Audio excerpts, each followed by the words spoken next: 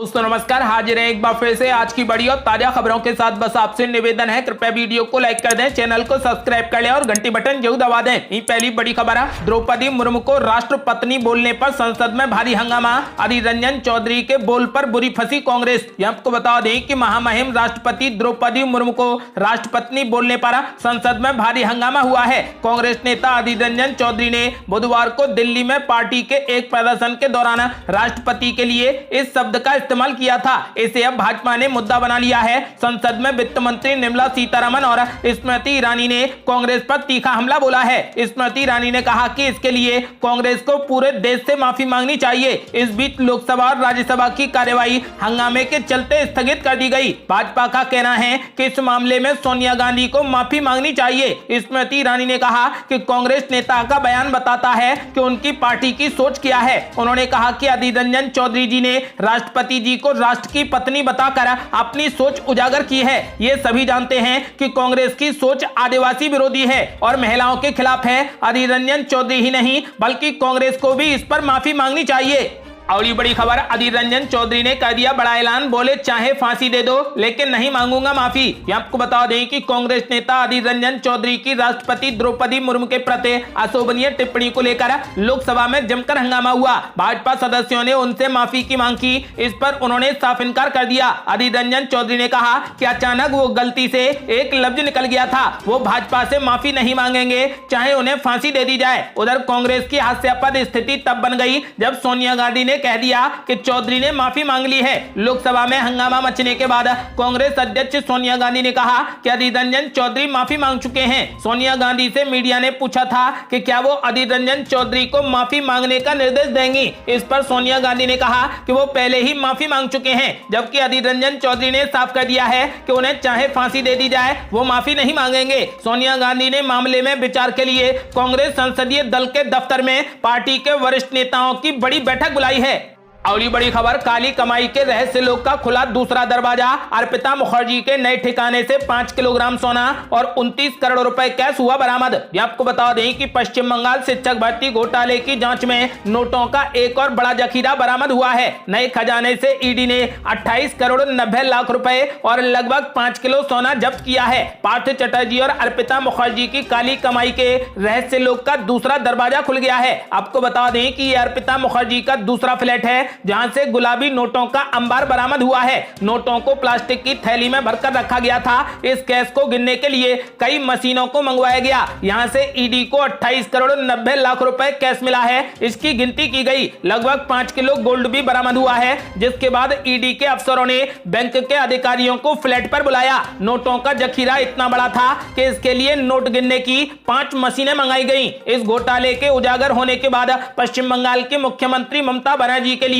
बड़ी मुसीबत खड़ी हो गई है। पार्थ चटर्जी की गिरफ्तारी ने ममता बनर्जी को कटघरे में खड़ा कर दिया है। बीजेपी नेता दिलीप घोष का दावा है कि शिक्षक घोटाला 40-50 करोड़ का नहीं बल्कि पूरे 1000 करोड़ से ज्यादा का है। घोटाले के खिलाफ बंगाल बीजेपी ने आज रैली निकाली। आपको बता दें कि फिलहाल ममता बनर्जी की सरकार अब घिरती नजर आ रही है। अगली बड़ी खबर, पार्थ चटर्जी की बड़ी मुश्किलें। पार्टी के ही राज्य महासचिव ने की मंत्री पद से हटाने की मांग। आपको बता दें कि शिक्षक भर्ती घोटाले मामले में पश्चिम बंगाल सरकार में मंत्री पार्थ चटर्जी की मुश्किलें बढ़ती जा रही हैं। विपक्ष के बाद अब उन्हीं की पार्टी के नेताओं ने मंत्री पद से उनकी बर्खास्तगी की मांग शुरू कर दी है। इसी कड़ी में तृणमूल कांग्रेस के राज्य महासचिव और प्रवक्ता कुणाल घोष ने पार्थ चटर्जी को मंत्री पद से हटाने की मांग की है। कुणाल घोष ने कहा कि पार्थ चटर्जी को तुरंत मंत्रालय और पार्टी के सभी पदों से हटाया जाना चाहिए, उन्हें निष्कासित किया जाना चाहिए। अगर इस बयान को गलत माना जाता है तो पार्टी को मुझे सभी पदों से हटाने का पूरा अधिकार है। मैं एक सैनिक के रूप में पार्टी में काम करता रहूंगा।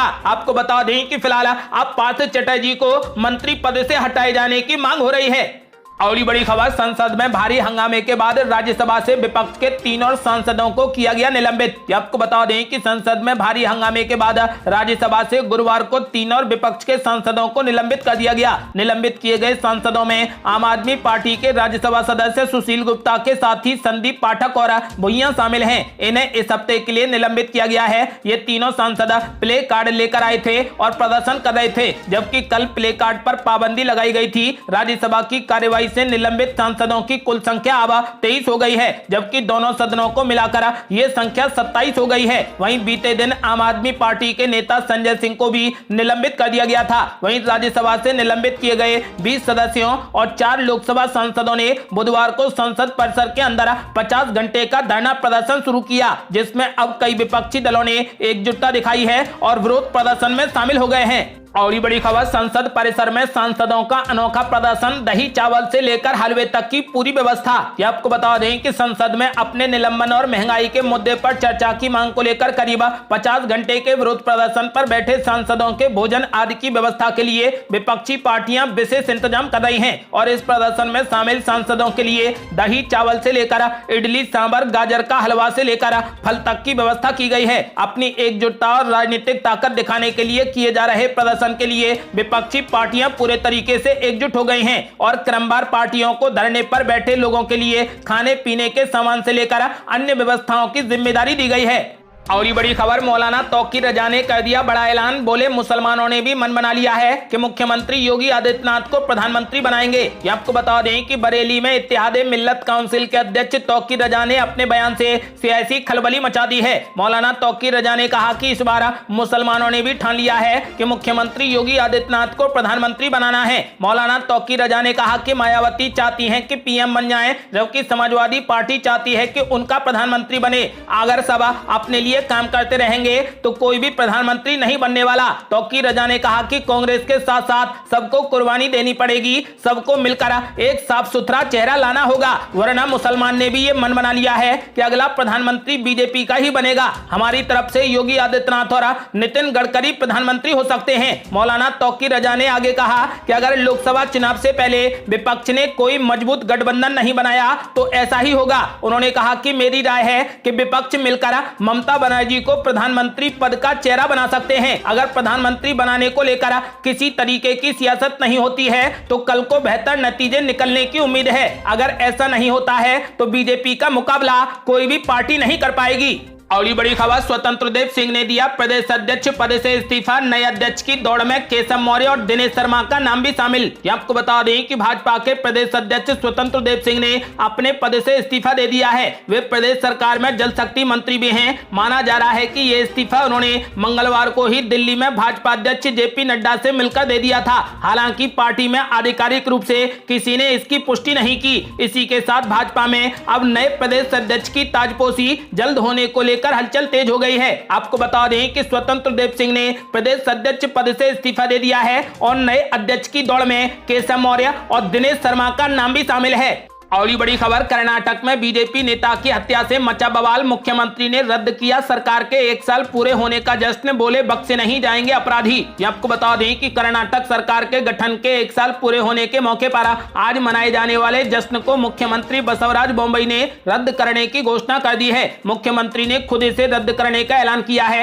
उन्होंने बीजेपी कार्यकर्ता प्रवीण नेटारू की हत्या को लेकर यह फैसला लिया है। मुख्यमंत्री बसवराज बोम्मई ने कहा कि हमने सरकार के गठन को 1 साल पूरा होने के मौके पर जश्न मनाने की योजना बनाई थी, जिसे हमने जनोत्सव का नाम दिया था। वहीं अब हमने इस कार्यक्रम को रद्द करने का फैसला किया है। आपको बता दें कि बीजेपी नेता की हत्या पर बात करते हुए मुख्यमंत्री बसवराज बोम्मई ने कहा कि ऐसे तत्वों को किसी भी कीमत पर बख्शा नहीं जाएगा। उन्होंने कहा कि मामले में शामिल सभी दोषियों को जल्द पकड़ा जाएगा। आपको बता दें कि इस कार्यक्रम में बीजेपी के राष्ट्रीय अध्यक्ष जेपी नड्डा के भी शामिल होने की उम्मीद थी। हालांकि अब बीजेपी नेता की हत्या के बाद इस कार्यक्रम को रद्द कर दिया गया है।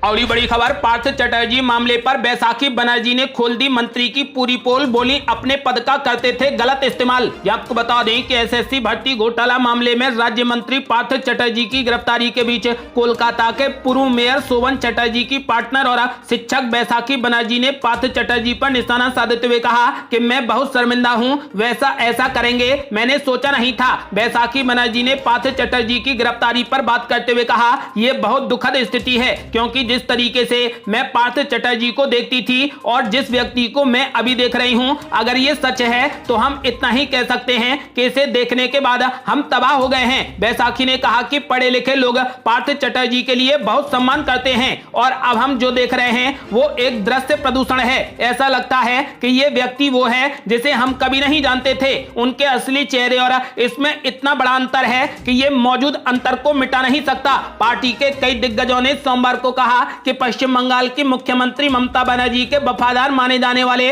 70 वर्षीय पार्थ चटर्जी की तृणमूल कांग्रेस में धीमी लेकिन लगातार वृद्धि ने उनके कई सहयोगियों को ईर्ष्या में डाल दिया है। आपको बता दें कि फिलहाल पार्थ चटर्जी चारों तरफ से घिर गए हैं। अगली बड़ी खबर, 100 करोड़ रुपए के घोटाले में फंसे पार्थ चटर्जी मंत्री रहेंगे या फिर जाएगी कुर्सी। ममता बनर्जी और अभिषेक बनर्जी ने बुलाई बड़ी बैठक। आपको बता दें कि 100 करोड़ से ज्यादा के बंगाल शिक्षक भर्ती घोटाले में गिरफ्तार राज्य के उद्योग मंत्री पार्थ चटर्जी मंत्री रहेंगे या नहीं, इसका फैसला आज हो जाएगा। पार्थ चटर्जी के इस्तीफे को लेकर जिस तरीके से सत्तारूढ़ तृणमूल कांग्रेस में अंदर ही अंदर सुर उठने लगे हैं, इसे लेकर तृणमूल कांग्रेस के महासचिव और सांसद अभिषेक बनर्जी ने आज बड़ी बैठक बुलाई है। माना जा रहा है कि इस बैठक में पार्थ चटर्जी के भाग्य का फैसला होगा, वे मंत्री रहेंगे या नहीं। दूसरी ओर आज मुख्यमंत्री ममता बनर्जी कैबिनेट की बड़ी बैठक करेंगी। सूत्रों के मुताबिक इस बैठक में भी पार्थ चटर्जी की मंत्री पद का मामला उठ सकता है। उल्लेखनीय है कि पार्टी के वरिष्ठ नेताओं ने ही पार्थ चटर्जी के खिलाफ मोर्चा खोल दिया है। यह भी कहा जा रहा है कि पार्थ चटर्जी आज अपना इस्तीफा दे सकते हैं।